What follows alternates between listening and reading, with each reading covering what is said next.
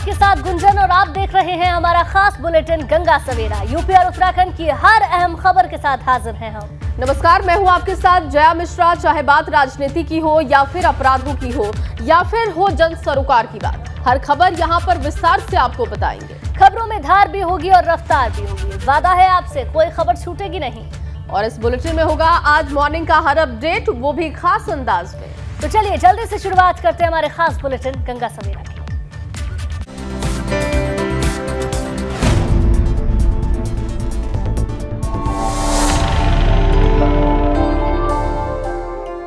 अब बात उपराष्ट्रपति की टक्कर की।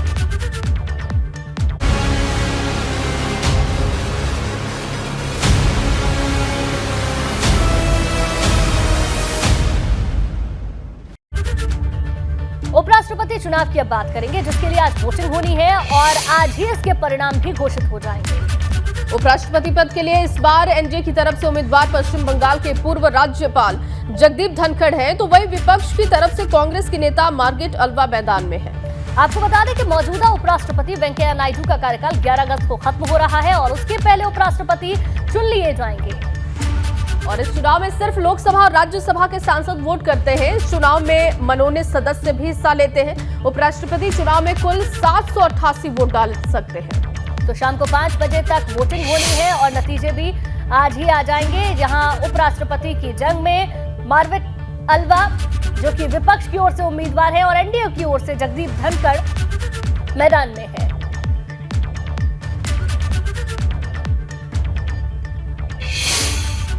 नोएडा में महिला से भाजपा नेता की बदसलूकी का ये मामला है।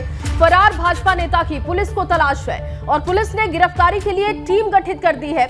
भाजपा नेता पर धारा 354 के तहत मुकदमा दर्ज हुआ है। भाजपा नेता श्रीकांत त्यागी ने महिला से अभद्रता की। भाजपा नेता का अभद्रता का वीडियो वायरल हुआ था। नोएडा सेक्टर 93 के ओमेक्स सोसाइटी का ये पूरा मामला है और पेड़ लगाने को लेकर ये पूरा विवाद हुआ था, लेकिन अब देखिए टीमें गठित कर दी गई हैं भाजपा नेता की गिरफ्तारी के लिए। और भाजपा नेता की अभद्रता का वीडियो वायरल हुआ था, तब से सवालों के घेरे में है। पुलिस इनकी तलाश कर रही है।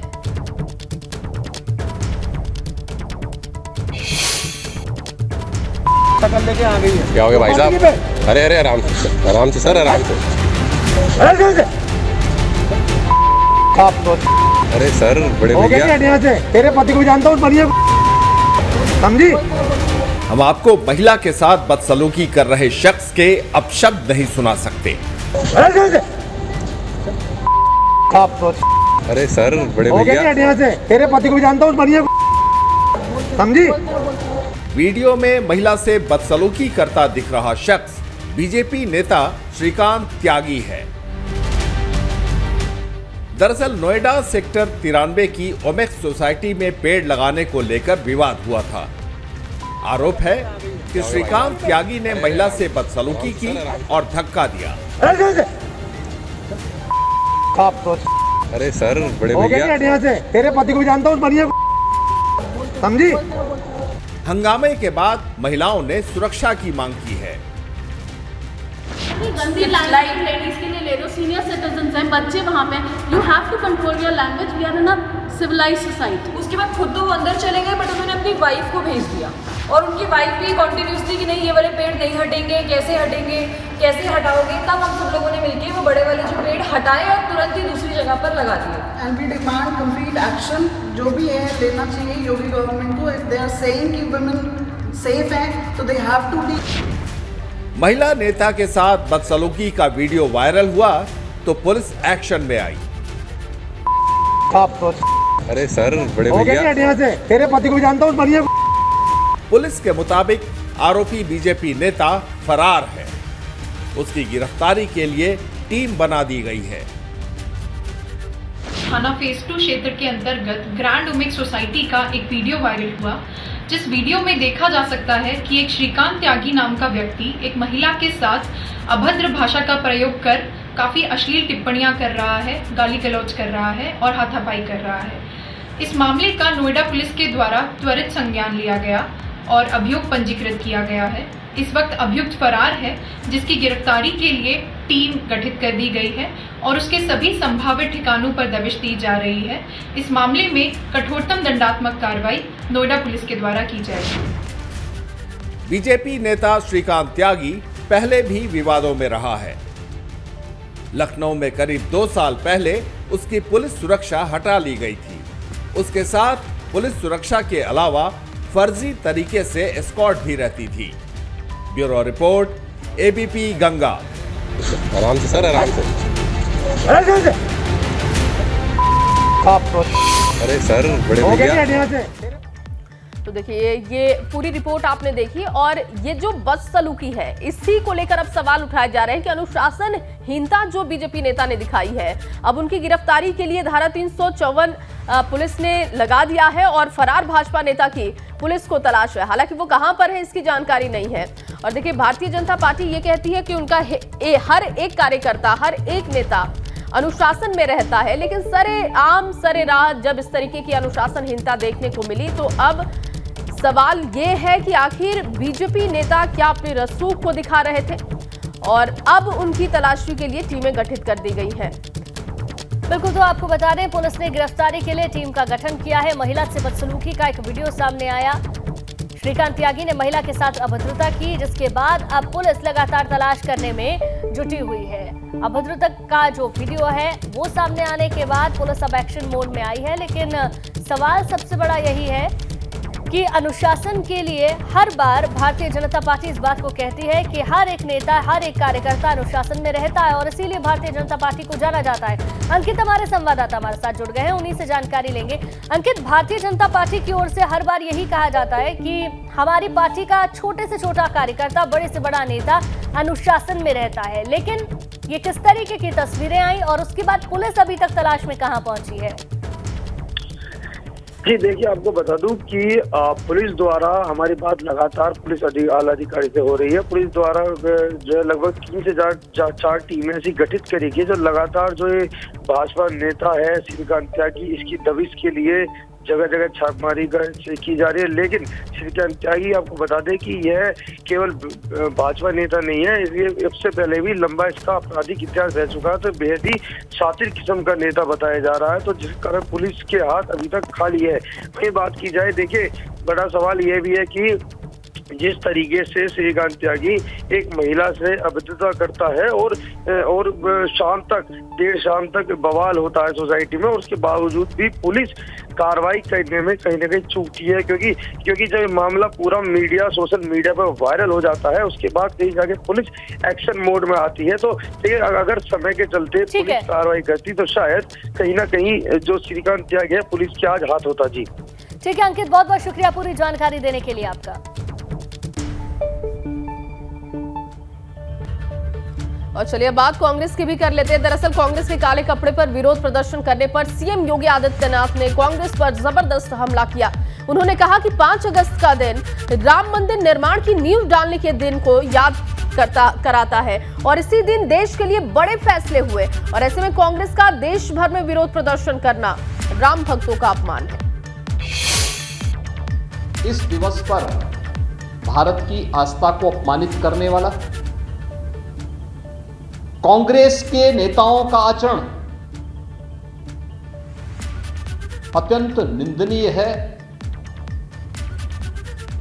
कांग्रेस पार्टी कई दिनों से आंदोलन कर रही है, अपने सामान्य कपड़ों में कर रही थी।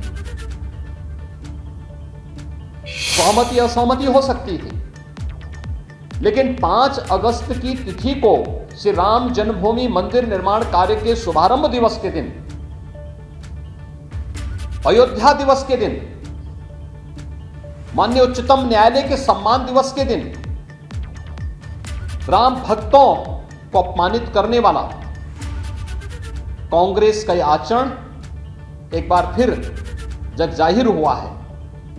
आज कांग्रेसियों ने काले कपड़े पहन करके जो प्रदर्शन किया है, यह श्री राम जन्मभूमि मंदिर निर्माण की तिथि के दिन यह राम भक्तों का अपमान है। अयोध्या। वहीं कांग्रेस के प्रदर्शन पर गृह मंत्री अमित शाह ने कहा कि पार्टी ने ये विरोध प्रदर्शन महंगाई या फिर बेरोजगारी के खिलाफ नहीं किया, बल्कि आज ही के दिन क्योंकि राम जन्मभूमि का शिलान्यास हुआ, इसलिए इस तरीके की चीजें कांग्रेस पार्टी की ओर से सामने आई है। प्रदर्शन करते थे, आप सभी ने भी देखे हैं, आप सभी ने भी उनके कपड़े देखे। आज सभी लोग बड़े से बड़े नेता से लेकर छोटे से छोटे कार्यकर्ता तक सारे कांग्रेसी काले कपड़े पहनकर आए थे। प्रचंड रूप से उन्होंने एक संदेश भेजने का प्रयास किया है कि राम जन्मभूमि का जो शिलान्यास हुआ वो और अब जो भव्य मंदिर बनने जा रहा है, दोनों के साथ हमारा विरोध है और हम इसी के लिए प्रदर्शन कहने की तो हिम्मत नहीं है। मगर आज भी इतनी जगह शिकस्त खाने के बाद भी कांग्रेस अपनी तुष्टीकरण की राजनीति छोड़ नहीं रही है। मेरा स्पष्ट मानना है कि उन्होंने 5 अगस्त के दिन श्री राम जन्मभूमि मंदिर का जो शिलान्यास हुआ, इसी के विरोध के कारण ही काले कपड़े पहनकर विरोध किया है, अति तीव्रता के साथ। तो देखिए, कल के दिन जो कांग्रेस की तरफ से काले कपड़े पहनकर प्रदर्शन किया गया, अब उस पर भारतीय जनता पार्टी किस तरीके से डिफेंड कर रही है और कैसे घेर रही है, इसको लेकर अमित शाह का बयान, सीएम का बयान आपने सुना। शैलेश भी इस वक्त जुड़ चुके हैं हमारे साथ। शैलेश, लगातार हम ये देख रहे थे विधानसभा चुनावों के दौरान कि मंदिर भी जाना हो तो कोई गुरेज नहीं राहुल गांधी को, प्रियंका गांधी को, लेकिन अब जब 2024 का मुकाबला सामने है और ऐसे में काले कपड़े पहनकर 5 तारीख को इस तरीके का प्रदर्शन, क्या कांग्रेस को भारी नहीं पड़ेगा? और जिस तरीके से बीजेपी इसको डिफेंड कर रही है,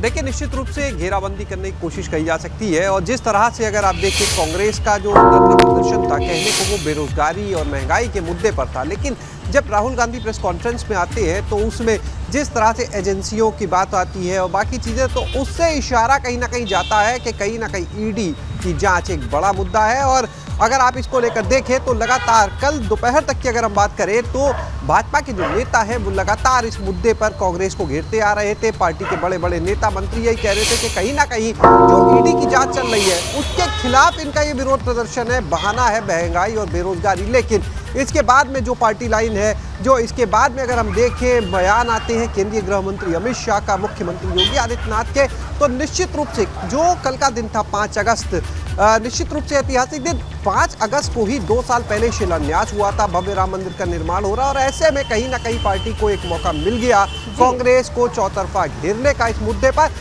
इससे पहले भी अगर आप बात करें तो राम सेतु के मुद्दे पर कांग्रेस की अध्यक्ष सोनिया गांधी को पहले भी घेरा जा चुका है। उनके कई बयानों को आज भी भाजपा के जो नेता है वो चर्चा में लाते हैं। इसके अलावा अगर आप बात करें तो राहुल गांधी का जब कहीं दर्शन करने के लिए जाना होता है तब भी तमाम तरह की चीज़ें सामने आती, लेकिन इस बार ये जो 5 अगस्त की तारीख थी, एक तरफ शिलान्यास के 2 साल पूरे होना और दूसरी तरफ कांग्रेस का प्रदर्शन होना, मुद्दा कोई हो, लेकिन फिलहाल जोड़ दिया गया है इससे। और ऐसे में कांग्रेस को इस विषय पर, इस मुद्दे पर घेरने की पूरी तरह से कोशिश हो रही है और देखना होगा कि कांग्रेस अपने आप को ऐसे में कैसे डिफेंड करती है, क्योंकि एक बड़ा मुद्दा है राम मंदिर। जिस तरह से उसको लेकर चाहे केस चला वो सबके सामने है, कोर्ट का फैसला आता है, मंदिर का निर्माण शुरू होता है और लगातार राम मंदिर जो है वो कह सकते हैं भाजपा के लिए पहले भी एक, जब चुनाव के पहले जब इस मंदिर को लेकर फैसला आता उससे पहले आप जाइए तो तमाम चुनाव में एक बड़ा मुद्दा रहा है राम मंदिर। और अब जबकि मंदिर का निर्माण चल रहा है, आगे जनवरी 24 में इसको लोगों के लिए खोले जाने की बात चल रही है, और इस बीच में कांग्रेस ने जो 5 तारीख को प्रोटेस्ट किया काले कपड़े पहनकर, तो घेरने का एक मौका मिल गया है। और यही वजह है कि लगातार गृह मंत्री से लेकर मुख्यमंत्री तक यही कह रहे हैं कि अन्य दिनों में प्रदर्शन होते हैं, लेकिन 5 अगस्त को ही काले है। अब कांग्रेस की तरफ से क्या कहा जाता है और अब ये जो वॉर शुरू हो गई है एक तरीके से, वो कहां जाकर खत्म होती है? शुक्रिया जानकारी के लिए। और चलिए आगे बढ़ेंगे और अब बात कर लेते हैं सीएम योगी के दिल्ली दौरे की। दरअसल सीएम योगी आज दिल्ली जाने वाले हैं। आज से 2 दिनों तक वो दिल्ली दौरे पर ही होंगे। बिल्कुल, दोपहर 2:40 पर सीएम योगी आदित्यनाथ दिल्ली के उत्तर प्रदेश सदन पहुंचेंगे। यहां आजादी के अमृत महोत्सव की तैयारियों को लेकर होने वाली बैठक में भी शामिल होंगे। और इसके अलावा सीएम योगी कल 7 अगस्त को नीति आयोग की बैठक में भी शामिल होने वाले हैं। तो देखिए अहम बैठकें हैं जिसमें शामिल होंगे और अमृत महोत्सव वाली बैठक में शामिल होने वाले हैं सीएम। 2 दिन का ये दिल्ली दौरा होगा सीएम का और जानकारी है कि सीएम आज दोपहर 3 बजे के लगभग लखनऊ से रवाना हो जाएंगे। सबसे पहले यूपी सदन पहुंचेंगे। इसके बाद बताया जा रहा है कि अमृत महोत्सव को लेकर जो बैठक होने वाली है उस बैठक में शामिल होंगे, क्योंकि एक बड़ा लक्ष्य भारतीय जनता पार्टी लेकर चल रही है आज़ादी के 75 साल पूरे होने पर। और ऐसे में देखिए आज जो बैठक होने वाली है दिल्ली में वो बहुत अहम होगी तमाम कार्यक्रम को लेकर। और बताया जा रहा है कि कल भी नीति आयोग की बैठक है जिसमें शामिल होंगे सीएम।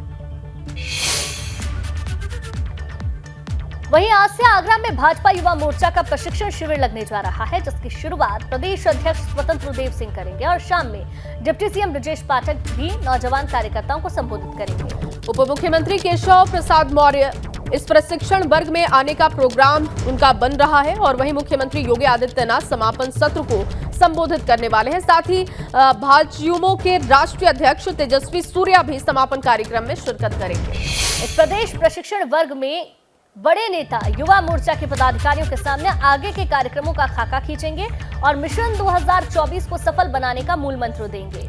और इसके अलावा आपको बताएं भारतीय जनता पार्टी युवा मोर्चा के प्रदेश अध्यक्ष प्रांशु दत्त द्विवेदी की अध्यक्षता में युवा मोर्चा का प्रशिक्षण वर्ग आज से प्रशिक्षण वर्ग कार्यक्रम जो होने वाला है उसमें वो शामिल होंगे और ट्रेनिंग दी जा रही है भारतीय जनता पार्टी के नेताओं को। और इधर बीजेपी मिशन 2024 के लिए पूरी तरीके से चुनावी मोड में आ चुकी है। यूपी बीजेपी के 7 मोर्चों में से 6 के प्रशिक्षण शिविर चल रहे हैं।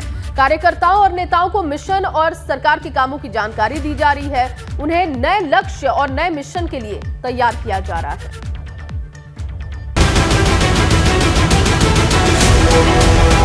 2024 के रण को लेकर बीजेपी चुनावी मोड में है। इसके लिए चुनाव से पहले ही सभी मोर्चे की तैयारियां शुरू हो चुकी हैं। इसी महीने में यूपी बीजेपी के 7 मोर्चों में से 6 के प्रशिक्षण वर्ग का आयोजन हो रहा है। ये एक सतत प्रक्रिया है भारतीय जनता पार्टी की। प्रशिक्षण बाकायदा हमारे यहाँ लगातार वर्षों से होता आया है और ये नए आयाम, नई विधियाँ, नए लक्ष्य, नया टारगेट, इन सब चीज़ों के आधार पर ये वार्ड से लेके क्षेत्र होते होते प्रदेश और मोर्चा प्रकोष्ठों में तक में हो रहा है।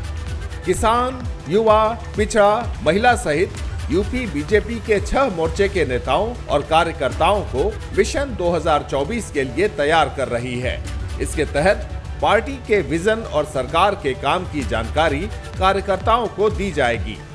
चित्रकूट में हुए प्रशिक्षण वर्ग के बाद मेरठ के हस्तिनापुर में किसान मोर्चा का प्रशिक्षण वर्ग चल रहा है।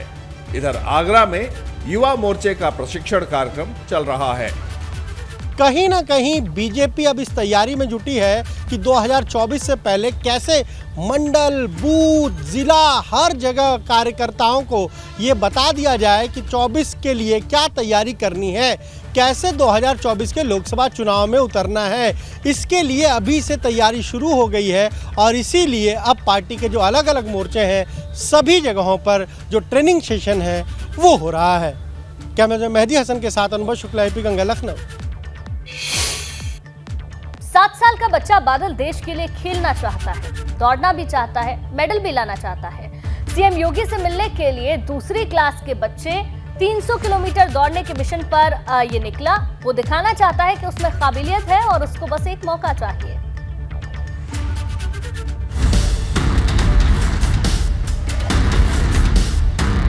प्रयागराज का 7 साल का बादल मिर्जापुर जिले की शक्तिपीठ विंध्यवासिनी धाम से 300 किलोमीटर की दौड़ लगाने के मिशन पर निकला है। बादल बिंद ओडिशा के धावक बुधिया सिंह का रिकॉर्ड तोड़ना चाहता है, देश के लिए मेडल लाना चाहता है। लड़के के अंदर इतना टैलेंट है, इसका टैलेंट एक बार मौका मिले देखे। जो बुधिया सिंह है वर्ल्ड रिकॉर्ड बनाया है 7 घंटे 2 मिनट में, उसका रिकॉर्ड तोड़े। सीएम योगी आदित्यनाथ से मुलाकात करने के लिए बादल मिशन पर निकला हुआ है। 7 साल का बच्चा प्रयागराज शहर से करीब 60 किलोमीटर दूर मांडा इलाके के छोटे से गांव का रहने वाला है। पड़ोस के कुछ युवकों को आर्मी में भर्ती होने के लिए दौड़ की प्रैक्टिस करते देख उसमें भी दौड़ने की इच्छा पैदा हुई। छोटा सा बच्चा है 7 साल का, जो कि देश के लिए मेडल लाना चाहता है और इसीलिए मुख्यमंत्री योगी आदित्यनाथ से मुलाकात करेगा, उनसे मदद की गुहार लगाएगा और उन्हें ये भरोसा दिलाएगा कि अगर इसकी मदद की जाती है तो वो आने वाले दिनों में चाहे कॉमनवेल्थ गेम हो, चाहे एशियाड हो या ओलंपिक हो, उसमें देश के लिए मेडल जीत सकता है। कैमरामैन रोहित श्रीवास्तव के साथ मोहम्मद मोइन, एबीपी गंगा, प्रयागराज।